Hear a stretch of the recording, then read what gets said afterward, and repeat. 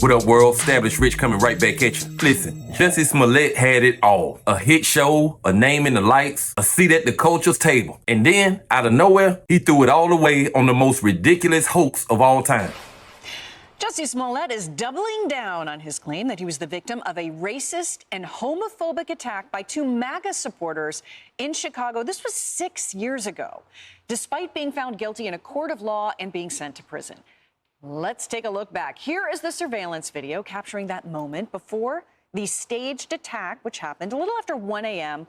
All claims from Smollett were eventually debunked, and he was charged with staging a hate crime 2 years later. The charges were later overturned by the Illinois Supreme Court on due process grounds. Now in this new interview, this one's with Variety, Smollett took no issue pointing the finger of blame at others, telling the outlet, quote, "The villains are the two people who assaulted me, the Chicago Police Department, and if I may be so brave, the mayor. Every single other person's story has changed multiple times. Mine never has.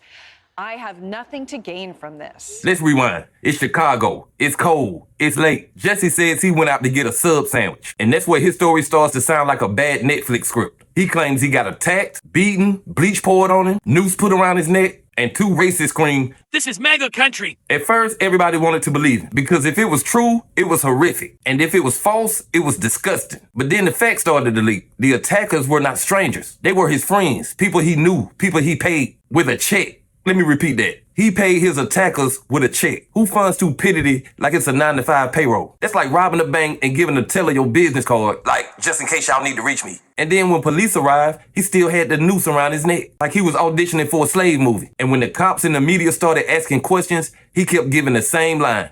"This ain't what it looks like." Bro, it's exactly what it looks like. Everybody can see it, everybody know it, except the person that's lying. And that's where Jussie lost everything. Not because he lied once, but because he doubled down, tripled down, looked America dead in the face and said, "Believe me, bro, we already did, and you spit in our hands for it." Court cases came, he was convicted, he did the time, he paid the fines, and still, to this day, he looks in the camera and says, "This ain't what it looks like." And that's the sad, funny, and tragic part, because delusion is stronger than facts. Pride is louder than receipts. It's like holding a bloody knife over a body and saying, "This ain't what it looks like." And the older he gets, the sadder this gonna look. He's 43 now, swearing he's innocent. But give it 40 years. He'll be 83 in a rocking chair, still saying two racists jumped me for my tuna milk. And the nurses gonna shake their head like, "Stop lying." That's the point where it stops being a scandal and starts being a diagnosis. It's not just delusion, it's mental illness. And that's the real tragedy. Because what started as a lie turned into his whole life. A punchline that will outlive his resume. If he had just told the truth, he might have been forgiven. Culture loves a comeback. The culture loves redemption. But he chose the lie.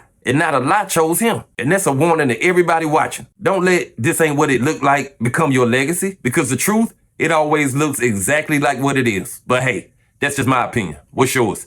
Like, comment, subscribe. Established Rich. I'll be back with another one. Peace.